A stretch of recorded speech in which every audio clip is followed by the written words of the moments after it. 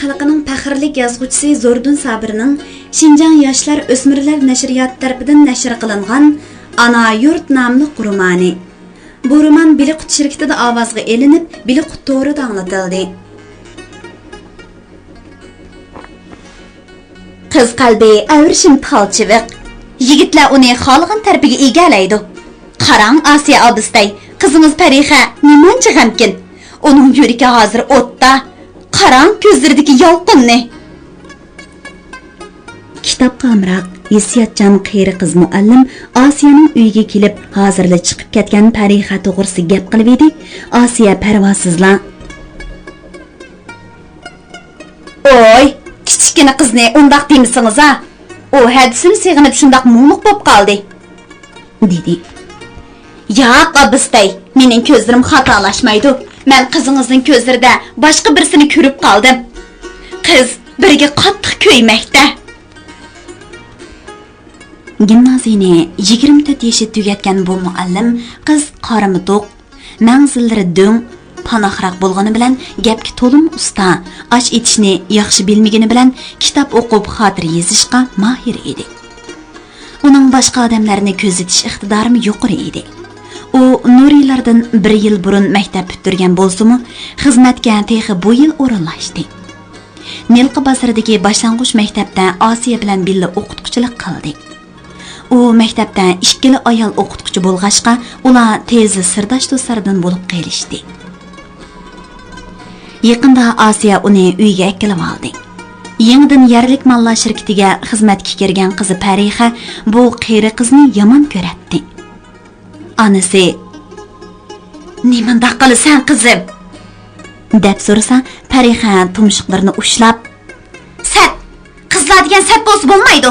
Yana kelib texi Nuri akam kelganda g'iljonshib" deb javob berdi. Nuri bu uyga pat-pat kelib turadi. Uning oshkora xizmati Yarlik Mallar shirkatining Jalliq mal bo'limida mal setib olg'uchi edi. U chorvachilardan ot qo'y setib olib, Sovet ittifoqiga o'tkazib, u yoqdan mal akiladigan bir to'p odamlarning orasida yuradi. Patih uni ba'zida ruscha tarjimon desa, ba'zida kotib deb qo'yadi. Ish qilib, u oyda $45 oylik oladi. Uning ko'p vaqti qirlarda o'tadi. Nahiya bozoriga kelsa, Osiyaniga kelib o'ltirib ketadi. Uning chiroyi kundan kunga to'lib, nurlanib, chiroyli ko'zlarida jilva, sehriy kuch oshmoqda edi. U kigiz ustidan putlarini sunib, kitobga birli qarab olsa, soatlab gap qilmay o'ltirib oladi. Savollarga qisqa, "Ha, yo'q" degandek javoblarni beradi.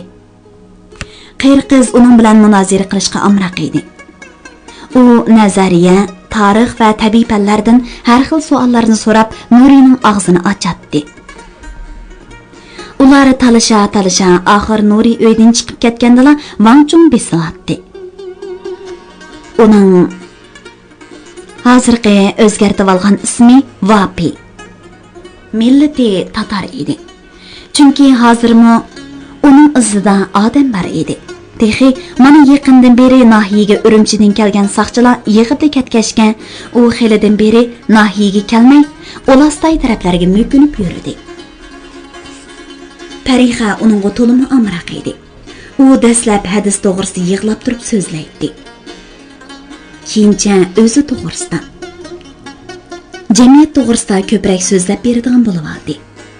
Ular aralab yoshlarning yig'ilishlariga billa boradi. Uni Nuri akilib qo'yadi. Ularning sirti nimalarni deyishib, nimalarni qilishadiganligini Osiya bilmaydi. Osiya bir narsani biladi. Nuridagi yigitlarni har qanday qiz yaxshi ko'rib qoladi. Chiroyi, mijozi va axloqi go'zal. Bilqut xazinasi deydi Osiya Nurini boshqalarga maqtab. U bechara qiz Sabixaning baxtsizligi bilan o'rtanadi. Xudo qo'shgan bir juftlarni murodiga yetkazmagan jamiyatning hukmdorlarini kechillari ko'z yoshi bilan qarg'ab tillaydi. Qiyri qizning gapi uni g'aflatdan cho'chitib sagitdi. Parixa hadisidan chiroyli, hissiyatchan qiz bo'ldi. Ular qaranğu ko'chalarda yandishib billi mengishadi. Nuridek yigitlarning belaklari uning badaniga tekkanda u hammani unutib yigitga berilib ketishi. Asli yo'qotib qo'yishi mumkin-ku. Demisimi u hozir hadisining gapini qilmaydigan bo'lib oldi. Uning tatarcha jirlashlari, gitar chelishlari, arzimas ishlarga qaqoqlab kulishlari go'yo qarov ko'rib, g'oyib bo'lgan kakkuhdek nalargadir yo'qolgan. U hozir g'amkin xayolchan. Bir tal barmog'ini chiroyli lavlar bilan tishlab, dariziga jayniki bilan taynib, daryoning nerisidagi qaqasda qarab bir turib olsa, varqirsimi anglamay qaytib qoladi. Qizdagi shuncha o'zgarishlarni ona bo'lgan Asiya bayqamay, yotbirning bayqigan nemisi, ha? Qizi navoda Nuriga ko'ngil berib, mushalga tushib qolgan bo'lsa, bu xiyonat-ku. Ay Parixa, hadan sabihati hayat. Uning hiliqi Chuzun Silingning bolasi do'ri bilan mast qilib oyoq osti qilgan. Shinsayning qiyininisi Chu Yushun Shinsayga o'xshash xotinbas. U dadasi, hadisi va yezisining kuchi bilan cheksiz huquq mol dunyoga ega bo'lib olgan. U maxsus ikki muhofizatchining yordam bilan go'zal qiz Sabihani yarim yil maxfiy uyga o'rinlashtirib xotin qildi. Uning qizga ko'ngli tushib qoldi. Shunga uni boshqa qizlardek o'ldirib atmadi. Sabiha qisos elish uchun Chiyoga sun'iy yaqinchilik qildi. Uningga yolg'on erkalab, nafratini yo'shira oladi. Chu Yushun Xinjiang ofitserlar maktabi siyosiy bo'limining mudiri bo'lg'achqa, Sabihani bu maktabning alohida diplomatiya sinfiga o'qishga kirgizib, 1 yil o'qitdi. Sabiha maktabni bitirib, shu maktabning rus tili tarjimoni nomi bilan harbiy kiyim kiyib ko'chalarda oshkora yurdi. Lekin uning qadamlari cheklangan edi.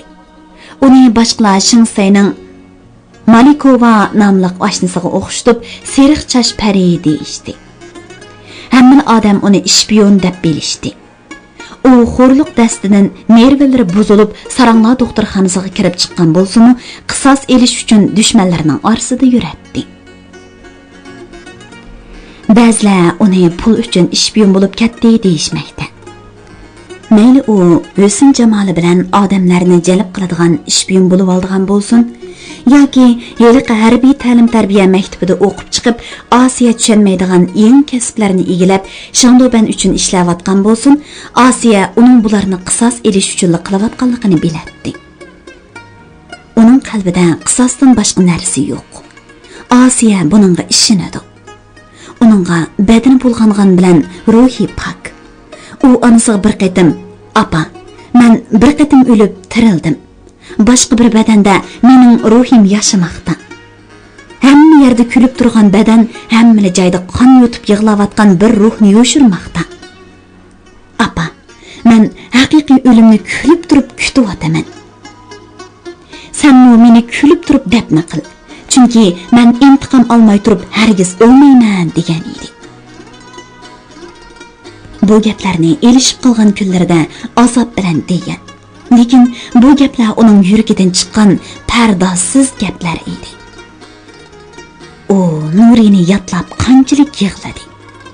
Parixa uningga qo'shilib qanchalik yig'lishib berdi. Uning ustiga Nurimo hozirgacha uni seg'inib kelmoqda. U har qatim bu uyga kelib Sabihaning suratini ko'rganda, uning chiroyida cheksiz azob, seg'inish va muhabbat belgilari o'xchaydi. Asiya bunday chog'larda uningga qarayolmay, o'yliga yoki boq chiqib o'rtinib yig'laydi. Parixa ashundoq bir hadisiga osiylik qilami? Nurimo badan talabiga berilib, vijdon tizginini qo'yib yetarmi? Yo'q. Ular undaq emas. Undaq bo'lishi hargiz mumkin emas. Bu Munoqir qizning kundashligidan paydo bo'lgan yomon g'arazlik bir paras. Asiyaning qizi Parixa o'z hadisi Sabihaning suygan yigiti kuyib qolmagandi. Asiya ishxonasida bolalarning topshiriq daftarini ko'rib etibmi, uyga qaytib kelib o'rus bolkasini to'g'rab etibmi, o'yladagi o'choqda sut so'rib etibmi, qizi va Nuri to'g'risida o'yladi. Nuri hozir uning kundalik turmushining bir qismiga aylanib olgan. U yaxshi tomoq oldiga kelsimi, bir ko'ngillik suhbat boshlansimi yoki bir kishi chiroyli yasnab olgan bo'lsimi, darhol Nurini aslaydigan. Birər saqchi birər odamni tutib olsa yoki shahardan birər yomon xabar chiqib qolsa-mu, u ansiz onlardek ixtiyorsiz holda Nuri deb o'ndaraydigan bo'lib qolgan edi. Uning qalbida yot bir yigitga onalik mehri paydo bo'lgan edi. Parixa bilan Nurining munosabatini aksining munosabati deb faxrlanib xotirlaydi. Bugun mana uning subsiz xiyol osmonida to'yuqsiz qora bulut paydo bo'lib, havo guldirlab chaqmoq chaqdi. Ilohim mo'ldir yig'ib, mehr muhabbat maysillari qardan chiqmag'aydi. Lekin hayot rahimsiz. Reallik bir xil talvi kuch. Uning bosh egdirish kuchi to'limi yuqori. Qo'rqinchli. Reallik qaman inson xohishini mansitmaydi. Xarli alaydi. Uning ustiga hayotning muhabbat babida aqldan osmaydigan odamlar kam bo'ladi. Hissiyat seni yuzsizlikka qistiganda sen uning quli bo'lib qolasan. Pushaymon degan atalma shuning uchun paydo bo'lganda. Mana qizi kirdi. Uning qopqi kundagidek turilgan. Chiroyli yuzida parishonlik, jiddiylik alomatlari sezilib turardi. Parixa qizim, mijozing yo'qmi nima? Yo'q. Mendaq so'g'uq mijoz bo'lib qolding qizim. Nədikini? Apangdan yo'shirma qizim. Har qanday ish bo'lsin menga de. Meni qiynama. Men hozir ansizchilikda qoldim. Nemishqa apa? Qizning chiroyida majburiy tabassum paydo bo'ldi. Uning yo'g'on qo'y ko'zlari g'amkin edi. Qo'yg'ina, dedi qiz qip-qizil bo'lib. Hatto uning bo'yollari quloqlarima qizirib ketdi. Qiz uyga kirib ketdi. Ana orqasidan kirib, "Kim u?" dedi u buyruq talaffuzda. "Hech kim." Qiz derazaga qarab oldi. "Nurima?" Qiz xuddi bir beshig'i cho'moq bilan urgandek silkinib, qattiq varqirab, ikki qo'lini etib oldi. "Dima, dima!" U buqildab yig'lab ketdi. Ana qizini quchoqladi. Qiz onasiga xuddi bu vaqtdek yomishib, silkinib yig'lab turib, "Jinim oppa!" dedi. "Rost shundoq." Ana bola yig'lashayotganda uyga qeri qiz kirdi. "Nuri, bo'ri boylarni tutib ketibdi," dedi hozirab turib. "Qo'llarini bog'lab mashina bilan elib minibdi-dak. Hamid Akbar Boturlar qutuldirg'ili otli qo'g'lab ketibdi-dak." Parixa 16 yoshlik, go'zal, hissiyot kontrolligidan ayrilgan qiz birli chirqiravidda hushidan ketdi. Uning chiroyi tamdek tatirib, ko'zining qarasi tortishib, qalbiklari ko'kirib, butun badani g'olildab titramoqda. Ana uni bag'riga ching besib, yuziga yiqib, nima qilarini bilmay, "Parixa, Parixa, jinim qizim!" deb qizining eynaklarini titrab turgan barmoqlari bilan silamoqda edi. Qeri qiz shum xabar akirganiga ming bir pushaymon qilib, "Yolg'on, eg'vo!" deb kekashlamoqda edi. "O'lim ilohim, so'yib keling!" dedi Asiya uni silkib.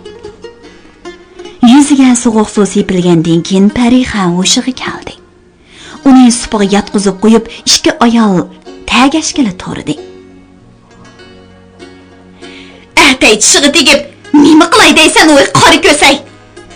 O'shidan ketgida xabarim edi, ajab nozikkina bu tov bo'shang.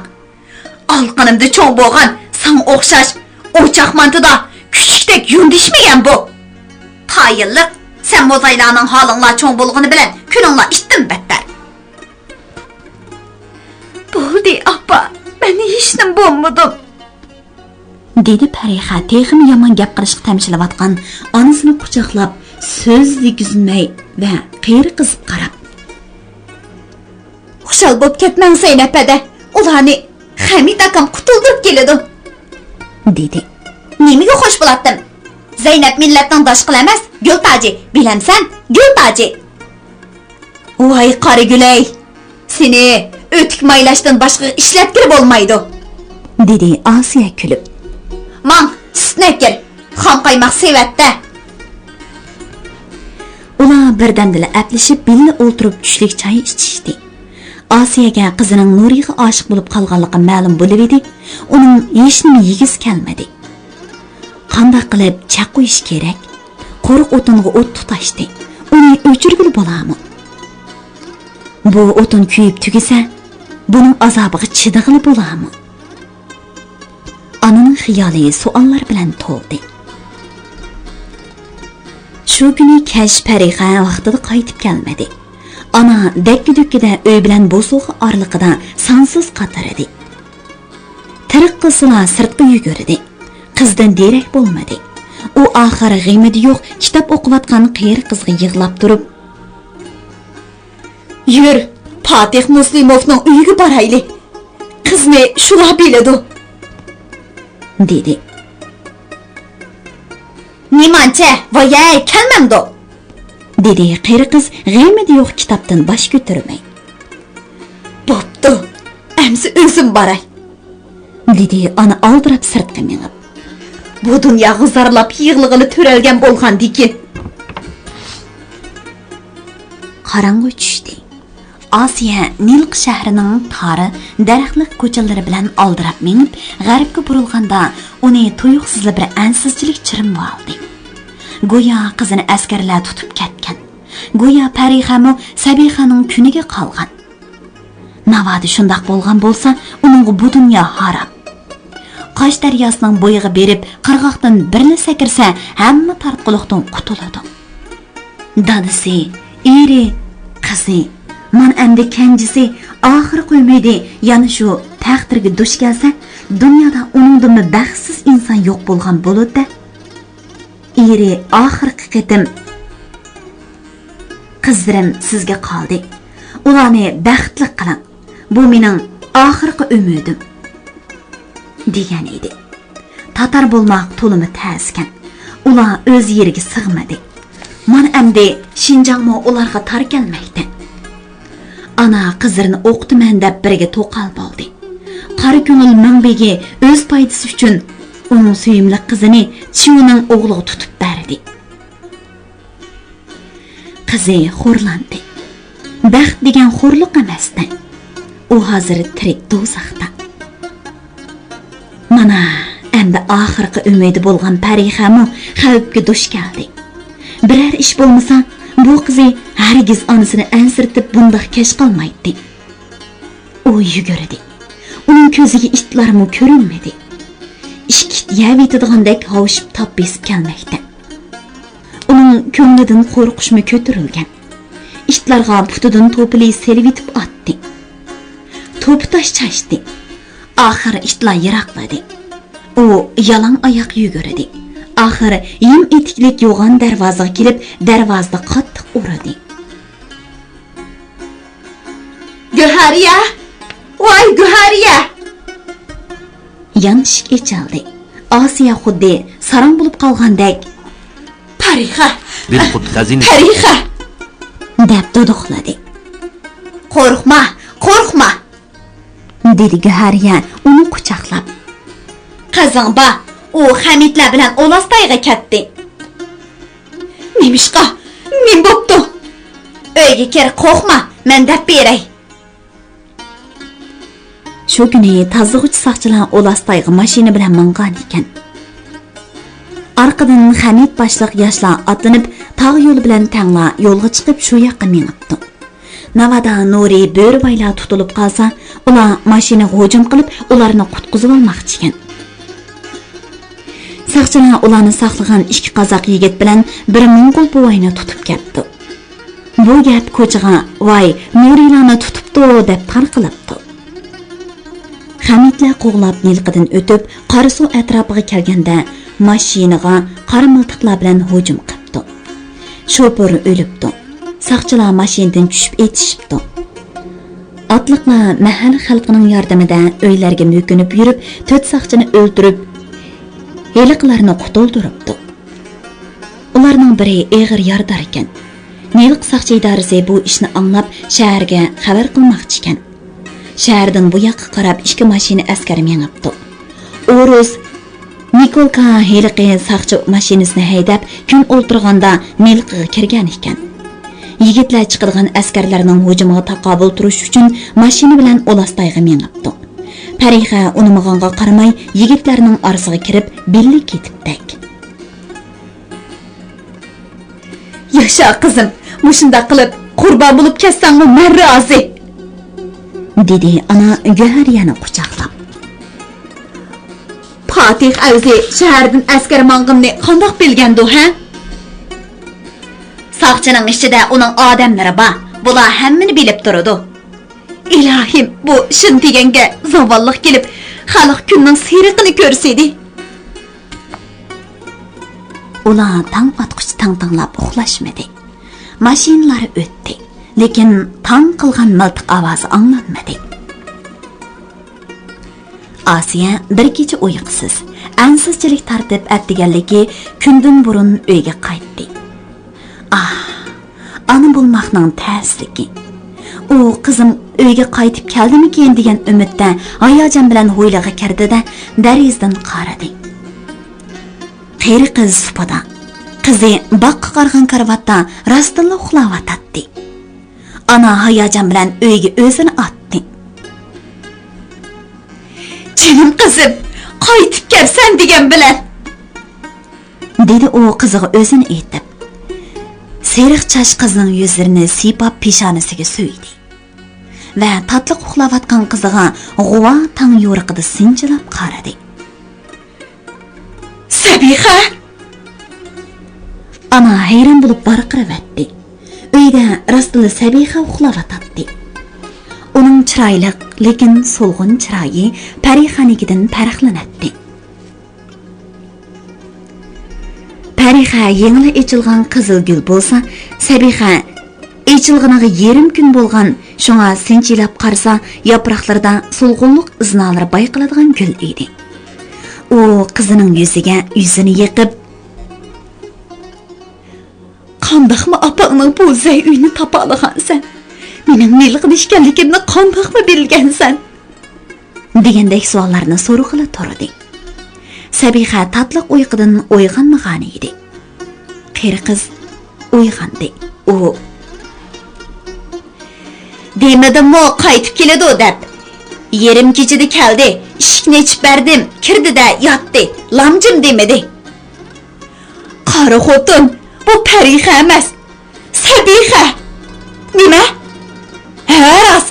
Putida o'tib, tak-tak qilgan rost. Qarang, qizil harbiy o'tgan." "Harbiy?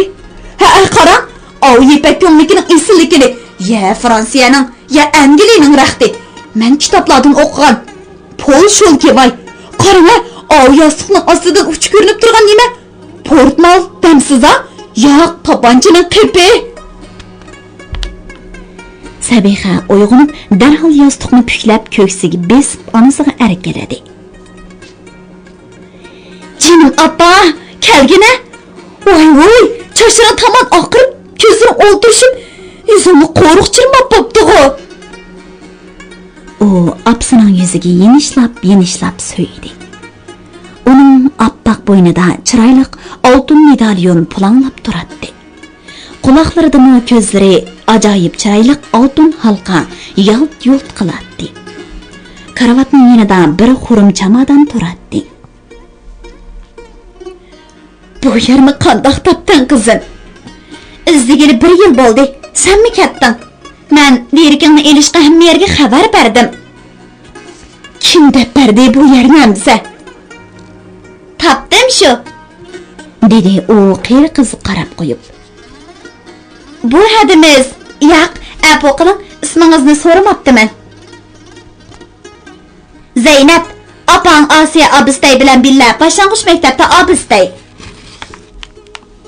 Ha, Zeynep muallim, dedi Sabiha burun onasi bayqamagan, o'ziga sifat beradigan bir xil talaffuzda. Sizga rahmat, opamga amroh bo'lib, yolg'izlikni bilindirmabsiz. Biz degan hadi singil, birimiz seriq, birimiz qora bo'lsaqmi? Seriq modan bilan qora modan bir chunakda o'sgandak. Ha rost. Parixa qani opa, uni bekmi seg'indim.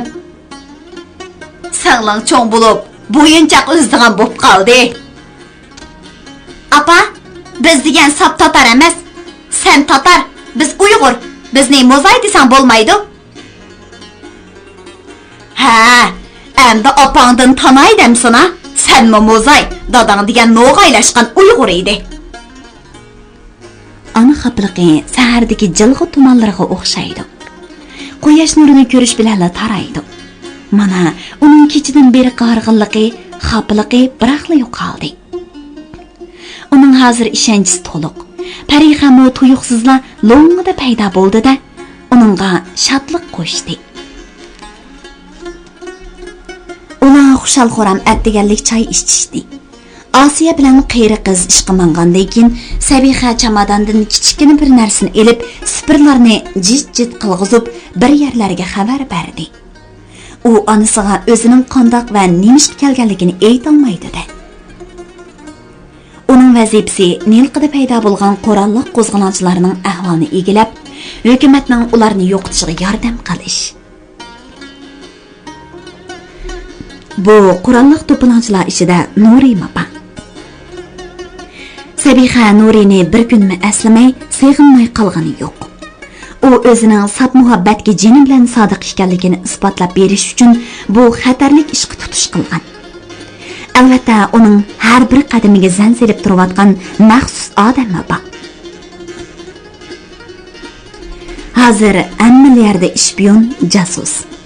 Sabiha o'zining qanday odam ekanligini bildirib qo'yish uchun bu qitim Chiu Yushinga yelinib yurib, mushu Liu Bingdi alohida qismlar bilan birga kelgan. U o'zining har ishga yoq sodiq ekanligini bildirishi, artistlikni yaxshi qamlashtirishi kerak. Lekin uning sadoqatini Nuri tushunarmi? Uyg'ur musulmon aqida axloqi sadoqatni o'lim bilan o'lchaydi. Chiuning halovat ishtahosini qondirganidan o'lgani yaxshi edi. Lekin u o'lim bilan hech kimdan qisos ololmaydi-da. Badani anasiningida xo'rlandi. Lekin uning ruhi pok. Nuri shunday fikr qila olsa yaxshi bo'ladi. Aşk məşğuluq, ikki badandan qo'shilishli bo'lib qolsa, to'limi qimmati yo'q narsa bo'lib qoladi. Muhabbat ikki ruhning qo'shilishi, ikki yurakning qo'shilishi emasmidi? Nuri buni biladi. U sahraliq muhabbatning qadriga yeta oladi. Lekin singlim nimishqa onasini beyaram qilib, ularni qo'g'dug'uchi bo'lib o'ttirg'i chiqqandi. Uni zo'rlagan kuch qisos bo'lsa kerak. Men shunday bo'lishini tilayman. Qizlarga xos kundashlik, ularning muhabbat izhor qilish usulining biri. Yana o'z sevginini tushunish usullarining biri. Sabiha amdil 19 ga kirgan, lekin turmushning shirin lazzatidan ko'ra zaharlik hidini ko'proq purgan ayol. Hayot fojialarini texi turmush tajribasiga aylantirish bosqichiga o'tmagan. U yanala nurg'un ishlarni oddiy o'ylaydi. Nuri singlim bilan chiqishib qolgan bo'lsa-chu, ularning bir-birini yaxshi ko'rish huquqi bor. Lekin Sabiha Nuri uchun yashayotdi. U hargizmi ularning Sabihaga xiyonat qilishiga yo'l qo'ymaydi. Ilohim, Parixa uni men uchun qo'g'digan bo'lsin. Ilohim, u hadis uchun o'z vijdoni burchini ado qilayotgan bo'lsin. Ilohim, uning xiyolida sabiy balaliq sezgisidan boshqa narsa bo'lmasin.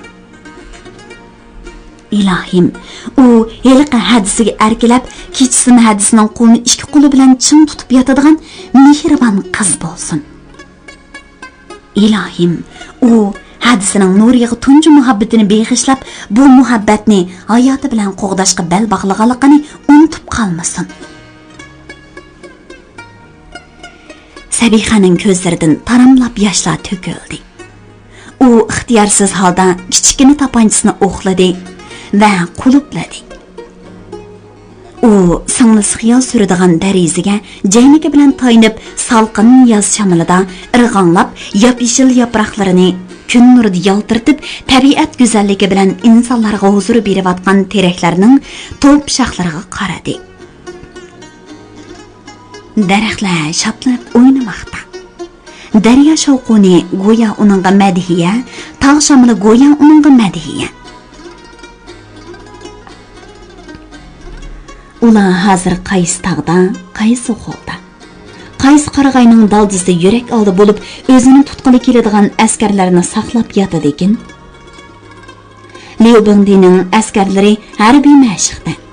Shingdobandek yetilgan, ular mushtlashish, ot o'yini, marganlik va hatto yiroqni, qorong'uda nishonni ko'rish o'xshash taraflarda yetilgan yoshlar. Ular vazifalarni yaxshi o'rindasa, nurg'un pul mukofot oladi. Darajasi o'sadi. Shunga ular bandit tozlashga jinni atagan. Uning ustiga tog' tilni yaxshi biladigan yerlik yo'lboshlig'ichilar ularni boshlab ketdi. Ular ko'ringan nishonga o'qlarini takkuzalaydi. Izi tushganni tutmay qo'ymaydi. Navada ular Nurini etivasa, Sabiha mush tapanchisi bilan Liu Bingdini yoki Jang degan boshliqni 5 odami bilan o'ldiradi. Nuri uchun uchini jinni oladi. Chu Yushun degan qavandan qisos elishni boshqalarga qoldirib, biriga 5, biriga 3 ni o'ldirib, ondan o dunyoga safar qiladi. U zotli ikkilanmaydi. Yo'q, ular o'lmasin, tutilmasin. İlohim shu 2 mashina askar tamom yo'qolsin. Yana qanchasi kelsa, shunisi yo'qolsin. Toki Shangdoban yo'qolganga qadar eli partizanlari g'olib chiqaversin. Anglayotganinglar bir qutoridan anglatilayotgan ovozliq asarlar sahifasi. Uning ko'zlaridan taramlab yoshlar to'kildi. Uning ko'ngli parishon, to'limi yerim. Bəkmi tit bo'lmoqda. U muhabbat uchun jon pido bo'lishning inson hayotidagi eng faxrlik ish ekanligini bilgan bo'lsin, o'z sevgidan ayrilib qolishning qanchalik azob ekanligini teg' o'ylab ko'rmagan. U oyoq osti bo'lgan chaqlarda o'lib olishni o'ylagan. Lekin u o'lib olsa, uning muhabbatga sodiq ekanligini kim isbotlab beradi? U Nuriga o'zining bir pok muhabbat uchun hayot yashash yo'lini tanlab olganini harakati bilan isbotlab berish kerak. Lekin o'zi yordam qilayotgan bu qora kuch Nuriga tushunish imkoniyati bermas uchun. Nuri o'lib ketsa navada degan tushuncha uning tasavvuri osmonga yalt qilib edi. Uning tomirlari qetib, yuragi to'xtab qolgandek. Vujudida u ilgari zodaril ko'rmagan bir o'zgarish paydo bo'ldi. Yo'q. U o'lsa osmonda quyosh yo'qolgan. Yer yuzida muhabbat qolmagan. Osmon zaminmi, mening qalbimmi mangulik tun zimiston ichida qolgan bo'ladi. Men u chaqda intiqom ilishqimni taqat qila olmay, uning jasadi ustida qonga minib yotgan bo'laman. Xudoyim bizning to'pinlarimizda qo'shib yetdi-da.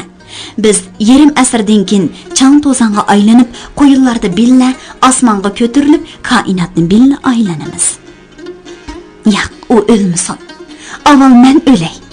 Hozirli Qur'onni dushmanlarimga qaratay yoki yo'l boshlig'ichi bo'lib, ularning yeniga borganda Nuriylarning ismini bar ovozim bilan varqirab, ondan keyin tapancham bilan yenimdagi askarlarni oxirgi bir qatim o'qim qolg'uch atay. Shu chaqda Nuri hammani tushunadi.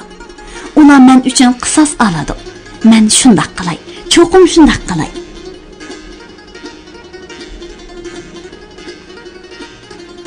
U birdali kulimsirab, ruhlanib darizdan supuq qaytib keldi. U supida o'ngda yetib, amdili sherin xiyolga berilib edi. O'yladan odamlar dukurlashdi. o'yliga ittik chiqib edi. Qo'shni o'risning ishki o'g'li Deyshlo harvisidan asal hari sanduqlarini tushirayotganini ko'rdi. U rus qo'shnisining cho'ng o'g'li qamlashgan ko'k ko'z yigit bo'dir chachlarini silkib qo'yib Sabihaga "Доброе утро" dedi. Sabihani kulib turib "Доброе утро" dedi. Rus yigit Sabihaga ko'z uzmay tikilib "Sen mu singlimdek chiroyli ekansan. Yur. Men seni Tangbaliga G'o'ljining eng go'zal yeriga olib o'yintib kelay" dedi. Sabiha qiziqib so'radi. "Nim bilan boramiz?" "Musharu bilan." "Necha soatda boramiz?" 10 soat. "Voy, nimancha yiroq?" "Arvaga chiqib, mening yerimda o'tirsanglar, yo'l qisqa bilinib qoladi." "Texi, uzun bilinib ketarmikin?" Sen ko'la bilan 1 soat mangandan keyin bilasan." "Sehrigarmi yo sen?" "Yo'q, men bir magnet." "Biroq, men bir temir parchasi emas, men bir tosh." "Yo'q, sen bir zinnat bo'ymi, seni magnet tarta olaydi." "Yo'q, men bir tosh." "Singling shundoq degan, biroq oxir tortildi." "Nima? Sen nereden bilasan?" "O Nuri bilan hozir tog'da, bizning bal fermining yanida bir chedirdi turdi." "Yolg'on." "Men ko'zim bilan ko'rdim. Hamidlar beridiki g'o'l yig'izda. Nuri akbarlar tog' ichida. Bir chedirib tursin bo'ladi." "Ular so'yishdi, men ko'rdim." Sabihaning beshiga yana tayoq tekkandek bo'ldi. "Qachon mangsan?" "Hozir." "Ma'qul. Sen bilan bilmagan mehnamsa." U anisiga "Men Parihaning yeniga ketdim. Atil qaytib kelaman" degan xatni qoldirib, Rus yigitining hasal hari sanduqlari bilan baklar qachilangan Deyshlo harvasiga o'tirib, Melqi bozoridan chiqib kun chiqishga qarab yurib ketdi. Yap-yeshil o'rmonlar, to'piliklar, turib o'sin ko'rsatadigan Qosh daryosining qirg'oqlaridagi qiyo toshlar, bujg'unliq to'lqinlar, qarag'oy archalar ostidagi chimanliklarga tikilgan oppoq kigiz uylar uning nozik hissiyotlarini qo'zg'ab, qalbida til bilan tushuntirgil bo'lmaydigan g'idiqlanishlar paydo bo'lmoqda. O'ynaqlab turadigan bir jup sho'x qora ot 4 chaqliq qarmini yenik o'ynatib, birdan chimanlar ustida, birdan chang to'zonliq tashliq saylar ichida elib mangmoqda. Rus yigit yelidan yiliga Sabihaga chaqchaq qilishgan. Tuyuqsiz odam yo'q yerdan bo'yniga gira silib suyuverishga tamshiladi. Turiblar toza manzirlik yerlarga kelganda otlarni to'xtatib, Sabihani harvidan quchoqlab, varqirtib yerga oladi. Sabiha bu ishlardan xafa emas. Chunki bu badan uningga yot. Uning kulkisimi odatlangan yolg'on kulki. Uning bu badaniga nimalar tegmadi? Uni kimlar quchoqlamadi? U samsaq puraydigan, boshni qaydiradigan apyon purqi gupildab turadigan satdan sat odamlarga kulib turib, mush badanidan lazzatlanishga yo'l qo'ygan. Ularga selishtirganda bu Rus yigit ma'u tog' suyidagi pokiz, tog' gullaridagi xushbo'y emasmi? Mana yigit Sabihani ruslarga xos qizg'inlik bilan quchoqlab edi. Sabiha nozlandi-yu, qarshilik qilmadi. Yigit uni uzoq so'ydi. Sabiha so'ylayotganda nimishqidir Nurini esladi va ixtiyorsiz holda Nuri davatdi. Rus yigit uni darhol qo'yib etib, o'zidan yiroq ittardi. "Sen Nuri deysan, singling uning." Qiz birdilla qarg'ay tuvida o'ltirib yig'lavatdi. Solda daryo sharqirab oqmoqda. Qoptonlardagi qelin qarg'aylar suz ko'pkik tuman bilan qoplangan. Rus yigit Kavkaz tog'larini aslida uning ko'ngli buzildi. Uning Sabihaga qo'shilib yig'lig'isi keldi. Lekin u g'ingshib ruscha naqshi aytdi. Sabiha birdala o'rnidan turib, Rus yigitga esilib, uni quchoqlab o'pki deb yig'ladi. Yigit uning beshini silab esdashlik qildi. Yig'lab ol dedi. Yuqoridan liq askar bosgan bir mashina tushib, suv bo'yida to'xtadi. Tog'dan daryoga tushayotgan cho'q muzdek suvda askarlar yuzlarini yuvdi. Ular xuddi layga baqam etib chiqqandek hammasilar patqoqqa melangan. Ruhi tushkun, xafa va charchab g'alidan ketishgan edi. Ular xanzu tilida kimnidir tillaydi.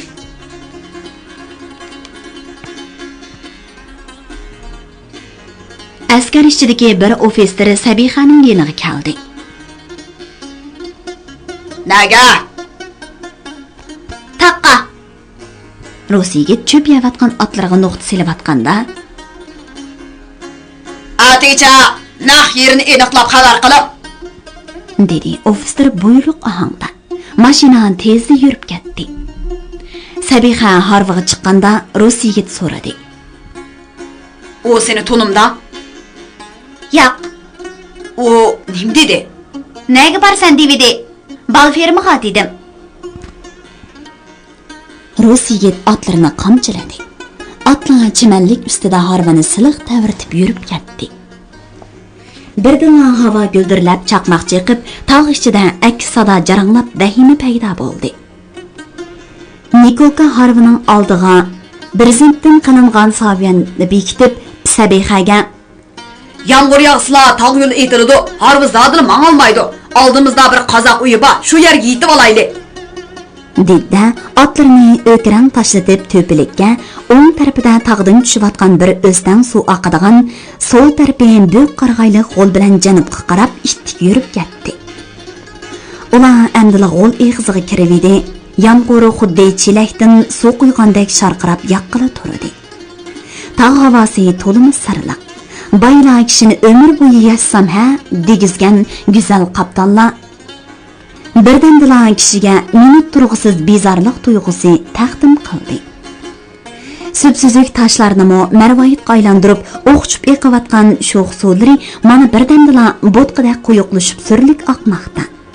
Hammani yutib yetilgandek hayva qilmoqda. Yo'llarda toshqin oqmoqda. Otlar tirajab, qamchining zo'ri bilan bu yo'llarni so'zib, harvani davonga so'rmoqda. Nuri nima qilayotgandi deb o'yladi Sabiha, ko'ngilsiz tabiatdan zerikib, Nikolkaga yaqin shumshib o'tirib elib. "Apam bechara-choq." Ular bir chatqanliqdan chiqishiga yo'lda chaqillari patqoq petib qolgan bir mashina uchradi. Mashina ochiq yo'rkiraydi, lekin chaqla patqoqni burmilab bargan siri cho'kmoqda edi. Layga milangan o'nda qurolliq askari chaqlarning atrofida o'milishib yurishadi. Bir zam bilan him yepilgan kozubdan tillash, jo'ylish, noli faryod anglanmoqda. Demak, yardarlar bor ekan-da.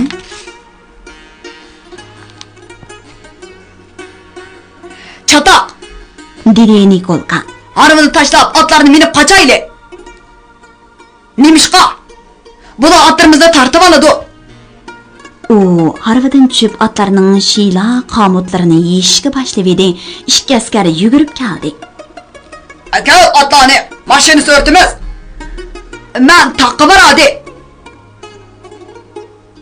"Tavadi xundan. Sabak. Da." Ikki askar Nikolkani ikki musht urdi. Nikolka patqoqqa yiqildi. Ular otlarini silkib tortib oldi. Shu chaqda yandagi to'pirikdan vang qilgan miltiq ovozi anglandi. Mashinaning yonida avtomat tutib, g'adib turgan biri chirqirab dumaladi. Askarlar ko'katliq eriqlarga o'milishib taqqa qaritib, miltiq avtomat etishga boshladi. Tog'dan qayta o'q etilmadi. Askarlar qonga milinib, yotgan sabdishini putidan so'rishib, akilib ko'zubga tashladi. Harva qattiq qaraslab, yalt-yult qilib chaqmoq chiqib edi. Askarlar yana ko'katliqqa o'malashdi. Har kim o'z jinning halakchiligida qolgan edi. Nikolka Sabihaning qo'lidan so'rab, suv bo'yi qarab, chatqal arlab yugurdi. Yana chaqmoq nagidur qaraslab chaqmoq tushdi. İki askari otlarga yugurib edi. Nadindur yana o'q chiqib bir yiqildi. Askarlar nalargadur möküşdi. Birdamdila iki askar o'ldi. Mashina patqoqqa, yaradorlari chirqirmoqda. Yomg'ir sharqirab yog'moqda. Rus yigit bilan Sabiha otlarni yetilab, qalin chatqonliq ichiga kirib olgandan keyin Nikolka "Andi kelolmaydi" dedi.